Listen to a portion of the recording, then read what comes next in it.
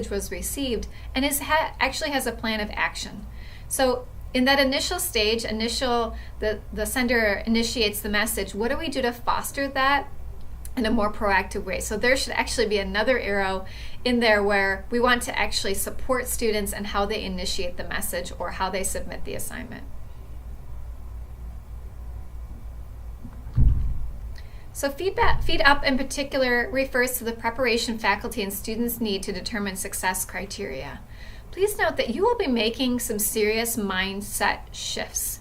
So in thinking about, there are three areas we're going to be talking about with this Feed Up, is that with adult learners, we have to really encourage them that they want to do this, that they want to look at feedback in a positive way. But you too, as a faculty member, you want to be able to make greater awarenesses for your students for their benefit. So the first part is establishing mindsets with intentional internal motivation to pursue challenges and meet high expectations for performance.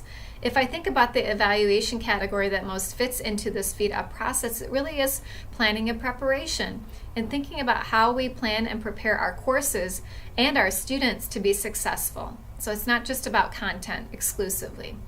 With that mindset shift, you also have to understand that this may take several iterations over the course of several years in order for us to develop the capacity with Baker College students that they understand the value of feedback, that they want to look at feedback, and that that feedback is important to them, and really to think about how they can act upon the feedback. So it's important to them to be able to do it, and that provides a relevance. Sometimes we need to do that for our students, is really demonstrate, I'm providing this feedback for you, and this is why this feedback is important at this time. And then referring to the competence and efficacy of the learning, that sometimes students refuse to look at feedback because they feel like they cannot make any additional impact on their grade or on their overall knowledge and understanding. And we need to be more proactive in encouraging them that yes, the feedback that I'm providing you does help you improve for the next time. This is a very large task that we're asking of our Baker faculty and our students. So with that in mind, let's think about how we can access Feed Up in a positive way. And so I'm going to be sharing with you some of those strategies. So really we're working to establish intent, communication, action, and feedback. So if we're thinking about how do I establish intent with my students, how do I communicate that, how do I actually act upon it, and then learn from the feedback that I've provided, there are 4 areas that we'll be focusing on, and please don't feel like you need to be exclusive to just these 4 areas. Engagement expectations, rubric review, announcements and discussion threads, and feedback expectations. Remember that we're talking about the correlation in a social practice with students and faculty. So with regard to engagement expectations, some questions to think about. What does engagement mean for your course, both for you, what do you expect from yourself as far as engaging with students, but also what you expect of students and what students expect of you and what students expect of their classmates.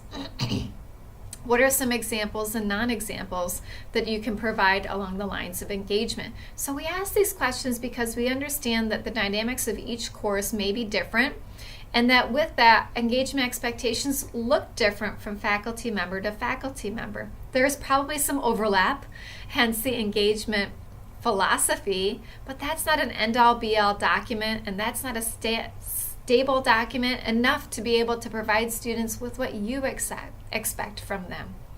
So perhaps record yourself explaining the expectations, or maybe find unique ways to communicate those expectations. Remember, we want to encourage a social practice. Here is an example of a brochure created by one of our full-time business faculty. And in this particular case, it looks colorful, very attractive and engaging, and it does explain the instructor's expectations for engagement, as well as an opportunity to ask any additional questions. Here we also have another example from a faculty member. This is a psychology faculty member, and he actually posts a read this first discussion thread. It's its own forum, and he has 2 areas in here that he would like to focus on: engagement policy details and doing well in this course, which actually offers tips. So Maybe post a starter thread or even a separate forum for students to respond to as needed. And then within one of those threads, I'll just kind of blow that up a little bit. Simply agreeing with another student's response will not count towards engagement. And you can look at the rest. Basically, you are expected to bring new knowledge and insights to the discussion. New knowledge can include but is not limited to, and he explains those in bullet points. This is about a page long document in full. But this gives you an idea how this faculty member actually encourages students to post and respond to those expectations. And I would even take that a step further to be able to say, what dialogue could you have with students regarding a statement such as this? So this really focuses on being very explicit about your expectations for engagement. Perhaps you'd like to tell your students, it's substantial posts with, additional questioning, additional resources. Anytime I post a starter thread, I'd like for you to respond at least twice. Okay? And you'd have to balance that out. But those are just some opportunities for you to be very forthcoming early in the course and state those expectations for engagement which align with the course rubric that you have. Now we're going to take a look at the rubric review.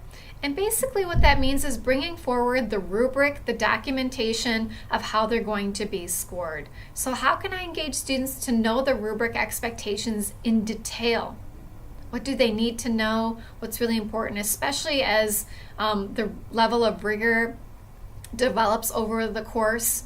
And what is important for students to know about the rubric in particular assignments? Maybe you found over teaching this course that there are certain expectations that students just miss or they glaze over. Let's use that in a proactive way to tell students, I want you to be aware of this particular set of criteria and here are some resources to support you. So perhaps unpack rubrics for students to delve into each one with intentions of success. So actually take a look at the individual criteria and ask them questions about it. Give them some guidance within that rubric. That's what formative assessment is all about. We can also demonstrate where grading and feedback are aligned with rubric expectations. Here are some examples. Here is one specific rubric, and I've highlighted perhaps in the one area, prompt reflection of discussion board connection.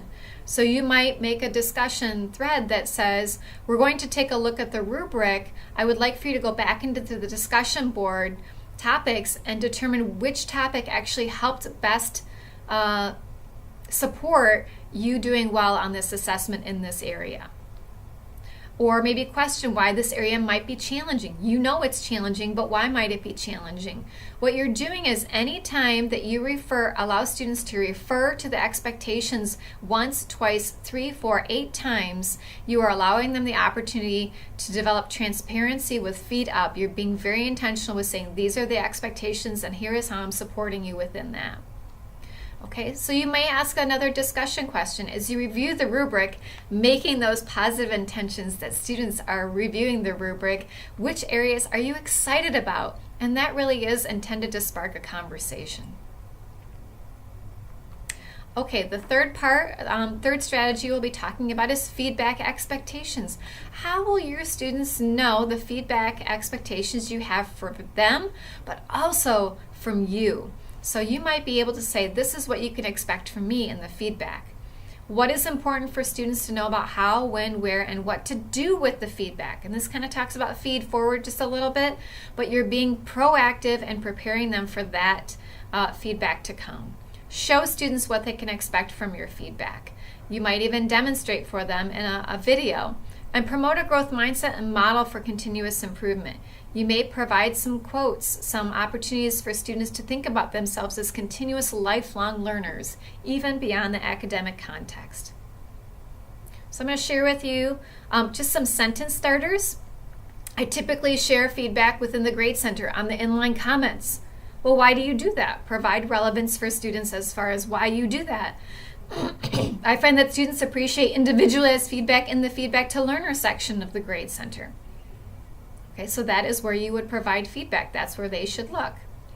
As you read over the feedback, again, there's that positive intention that they're going to read over the feedback. Consider the questions I ask within it. This tells students that you're going to ask questions within the feedback. I may ask you to respond to me with an email with some additional insights, or I may post a discussion thread about your reflections of the week. This exchange will be included in your engagement score each week. Okay, so we're coming forward and we're saying here are part of the engagement expectations within that course, and part of it includes feedback.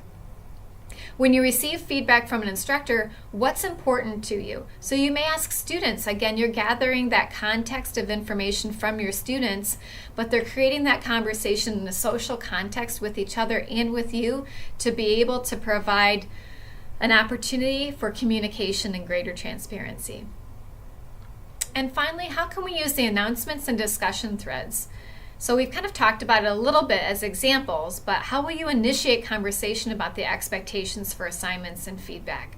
I've seen a few threads out there aren't very many, and actually talking about the expectations for feedback. In what ways might you build a collaborative environment of reflection and planning? So this also can be done in the discussion threads. And some very much more faculty are doing this now. Maybe they're doing an end of the week reflection, but also launching into planning. Encourage a dialogue with students about their goals, expectations, and plans for success. We can do that within individual assignments. We can also do that within the course. And we can also do that as far as collegiate programming. And then also lead and model how you plan for success. That's that professional expertise. You are a successful mentor for students in the classroom. So model that for your students and be able to share with them how you tend to plan for success. It's not the only way, it's just your way that you found, and you'd be happy to have the conversation with them about their plans for success. So here are some examples of a feedback in an announcement that you might provide for students, and I'm just going to share that on the video. Hello everybody and welcome to week 2 of class. This week we'll be talking about formative and summative assessment, and I've left you a little graphic here to distinguish between formative and summative. Formative is when the chef tastes the soup, and summative is when the guest tastes the soup. So we're going to exploring that both from the creation perspective of formative assessment and what to do with that. So we're going to look at seminar 2, and I just want to share with you some directions. As we look at the assignments, we have our discussion questions, and then we have the wiki collabs. So I really want to focus on the wiki collabs, thinking about, watching this video first, and then we're going to be comparing formative and summative assessment and filling out a wiki chart. So you're going to click on the wiki collabs, and here is your prompt. Fill out the wiki chart to collaborate on how formative and summative assessment benefits both teacher and student. So you'll have to edit the wiki content, and then once that happens, the video's still there if you want to use it for reference, but you can go ahead and write your response here, and then somebody will come along. Try to make sure that you fill in one feature for each box, even if you have to come up with new words, new phrases, or look something up. Feel free to do that, and then you would go ahead and save that, submit it over here, and then you will be good to go, and then you can watch others as they're submitting theirs too. I'll see you throughout the week. Okay, so there we have a brief example of how to perhaps use the announcements page to feed up, demonstrating for students how to navigate the course and the expectations for success on that particular week. Will you have to do this all the time? I wouldn't anticipate so, but at least earlier in the course to help build that collaborative learning environment that we so many of us thirst for, that might be a positive way for you to incorporate that. So we've given a few examples of how the 4 areas with being able to establish engagement expectations, going over the rubrics, feedback expectations, as well as announcements and discussion threads, how that might bridge the gap, that crack that we might have in the communication breakdown, and closing that feedback loop cycle so that students feel more confident in their abilities to be able to be successful in an online course, which, as we all know, is very challenging. So what I'm asking you to do now is to think about, how do you encourage proactive mindsets and behavior around feedback, and how do we engage students in social exchanges about feedback? So keeping that in mind, a fundamental requirement of higher ed is to facilitate high quality feedback exchanges. So feedback is not just about, I'm going to give it to you and then you just do whatever you need to do, make the changes I told you. We want to look at this from a social construct, and that we are looking to help students improve in a way that we need to navigate and support them in the roadblocks that they have along the way. And let's do that in a more proactive way. If you're taking the survey along with this video, you should be able to access the Google Forms, which is actually the action plan. And in the action plan, you will detail for us which strategy you would like to incorporate, how that would look in your classroom, and some anticipated results and perhaps roadblocks that might complicate or help support your moving forward with that action. We're going to be sharing them in a collaborative space during the part 2 of Feed Up. So if you have any additional questions, feel free to email me at your convenience, or if you have trouble accessing the links. And final reflection, when we think about giving feedback and effective formative feedback, what might be some challenges? What key questions might you ask yourself as you create opportunities to feed up? So feed up is the more proactive approach to be able to prepare ourselves and students for the feedback that they will eventually engage in. Positive feedback can increase the likelihood that students will return to or persist in an activity and self-report higher interest in that activity. We want to make sure that we provide students the reflection to be able to be successful, and how do we do that in a proactive way? All right, so take some time to fill out the action plan for yourself, and if you wanted to, bookmark this video so that you can access it at your leisure.